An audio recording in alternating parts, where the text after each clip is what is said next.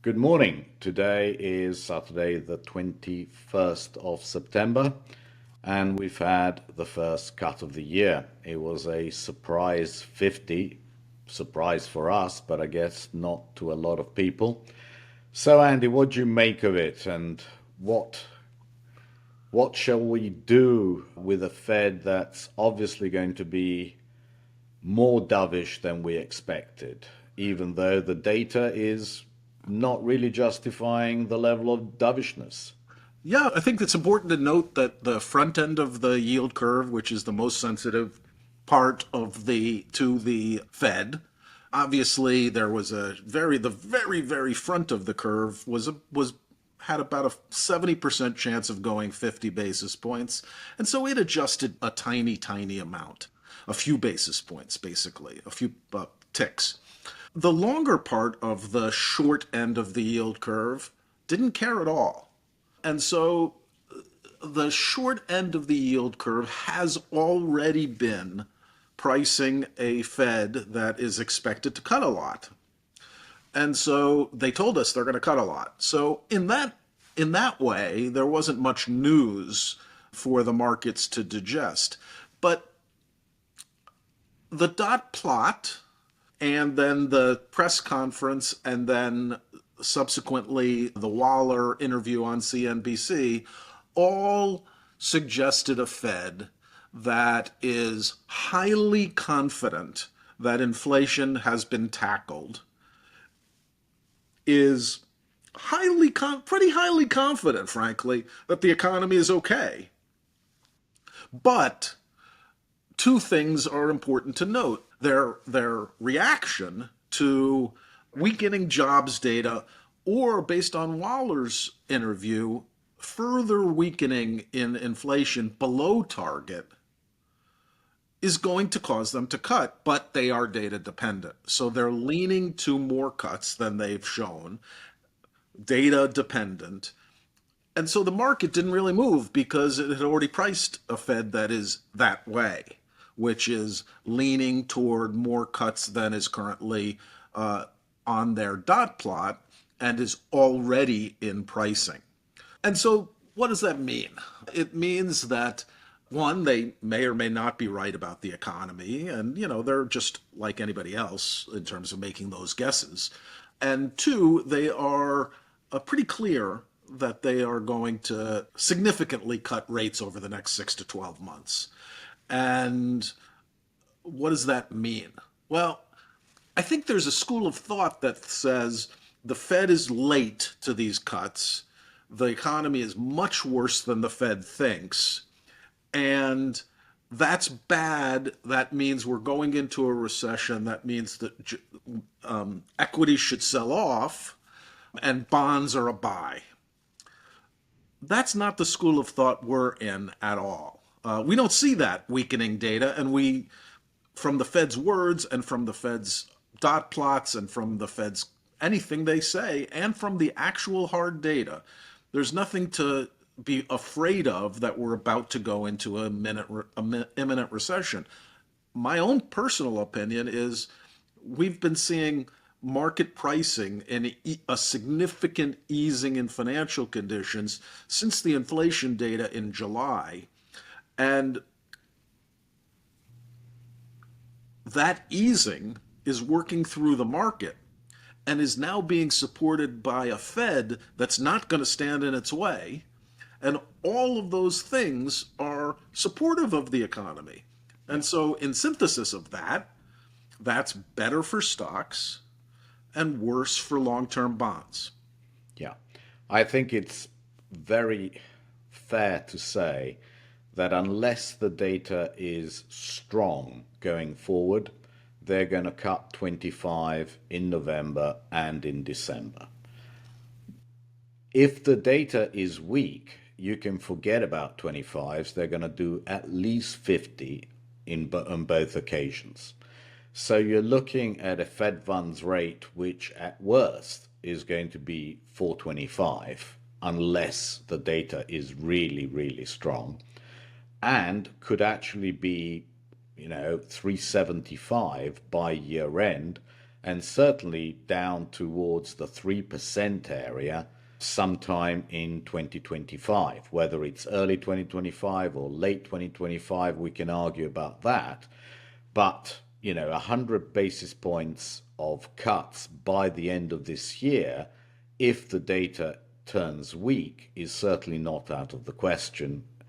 And therefore, that tells you that the short end of the curve is going to be okayish, and the long part of the curve depends entirely on how strong the economy is, and it's entirely possible that the long end backs up more than is priced in at the moment, but it's certainly not going to do that until it has seen NFP and most probably the next set of CPI numbers.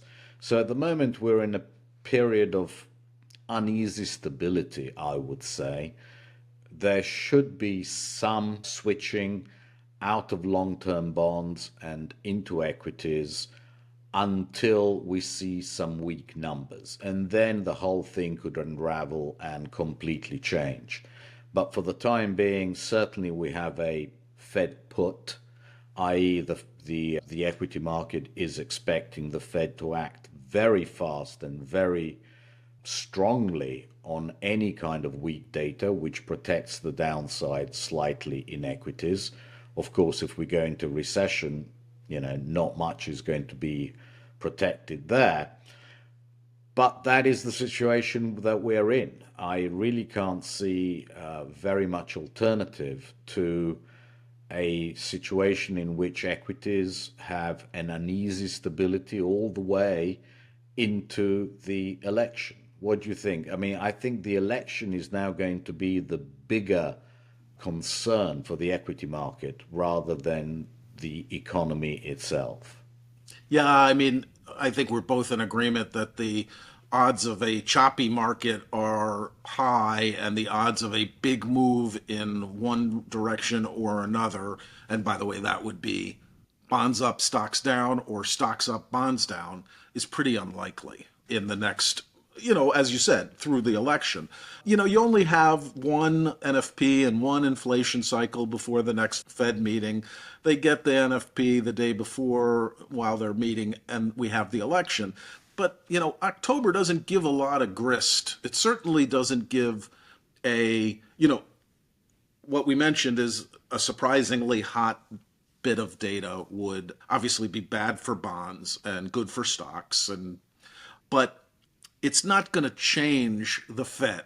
They're doing 25 for probably 2 to 4 meetings at least, probably more. And they could do 50 on weak data. So the strong data isn't going to cause the bond market to reverse until it's many, many months of strong data. And the weak data is going to cause the 50 basis points to be cut in both November and December. And so the question that one has to ask when they're thinking about equities, I agree that the most important takeaway is the Fed is ready and willing to ease. The question is, will they ease fast enough? Will they need to ease faster? I guess is the question. And then will they ease faster? We already know the answer, yes. So the Fed put will only work if the data is weak enough for them to cut, but not so weak that they can't cut enough. Spot on, spot on. And to be honest, we only have one data point. That's all we can do now is go from data point to data point and then act accordingly after that data point. Not much else that anyone can do. So what's going to happen next week to change what we've said? Not a lot, because all we have is very few real economic data. We have some global PMIs and we have weekly claims again. What strikes me is that weekly claims just are not weakening to the extent that would suggest that a recession is imminent. We now have a recession probability of nearly 50% according to certain models, and weekly claims just aren't justifying that. So I think that to be afraid or to be very afraid of a recession at the moment is just wrong. Yeah, I What mean, I do you look at think? GDP, I look at retail sales as, where we are. GDP's printing 3% for Q3 so far. By the way, to clear out the next week's data, we'll also get PCE and we'll get the final second quarter GDP, which is obviously extremely stale. But we will get the PCE for August, which we know will be low because of what the CPI and PPI components have already told us. So that is not really market moving data, but it will happen. But the point being that GDP's killing it. Fed's there to support the economy, bond yields, mortgage rates, municipal bond financing, corporate bond financing, and equity levels are very attractive for financing growth or consumption. And the wallet of those who can spend, there's always a set of the population that's struggling in every environment. But at the macro level, the wealth of the private sector is high, very high. And that's not what, and by the way, lastly, there's no credit problems on the horizon. Certainly no private sector credit problems on the horizon. And so that all adds up to a very unlikely imminent recession. I would agree. The only other thing that we haven't mentioned is that we have twos, fives, and sevens for about 180 odd billion dollars. And that is going to be the first test of how the market sees the Fed's policy. And I reckon they're probably going to do quite well. I mean, the auctions are going to get bought. I really see no reason why anybody would start selling off the bond market to any great extent at the moment, apart from preparation for the auctions. And then choppiness into NFP next, in 2 weeks' time, right? Yeah, I mean, we're fairly conservatively priced. We'll have some ideas for you at the end. But, when I look at this, I say, this is good for equities, bad for bonds. But are you going to chase equities here? We had a big rally on Thursday and a little sell off on Friday. It was all part of the expiration week. And it doesn't seem to me that there's an obvious rally of 5% or sell off of 5% that we need to think about. So why chase? Yeah, no, I think that we are in a period of uneasy stability until we see the next set of really important economic numbers. Yeah, And that's all we can say, and that's all we can do, act accordingly. absolutely. See you next week. See you next week.